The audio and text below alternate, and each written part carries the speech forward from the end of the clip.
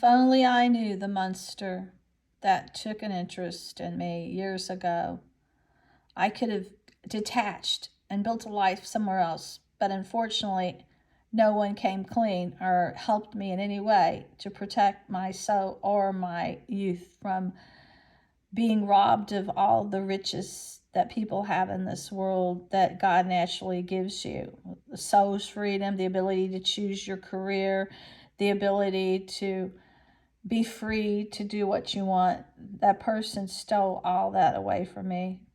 And now they're sending me these death videos telling me how I'm going to be murdered.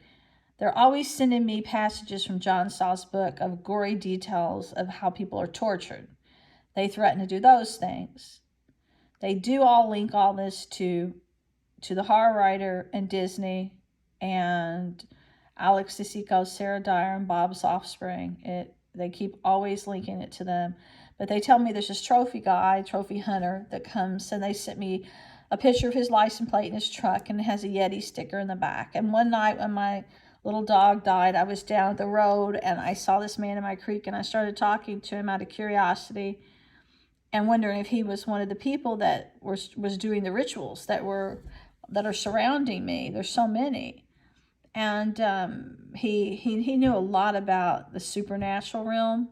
Well, he appeared again today, and I went down there and questioned him, and it turns out that he was the brother of a little girl that used to go a lot and visit my parents. All the kids in the neighborhood love my parents. They all love them. And they would just go there. My parents would always buy any kind of school candy or merchandise they were selling to try to get something for their school. My dad and mom would always buy all this stuff they didn't need because they loved children. And at Halloween, they gave out the best stuff. And my parents were just so loving. It's just neighbor kids. Even after I left home, I'd go over there and there'd be neighbor kids there, and they just loved them. And turns out that one of the little girls that were at my dad's house a lot, I would go give a lot of attention to. I really liked. She was a doll, tiny little blonde, and she was so spunky and so smart.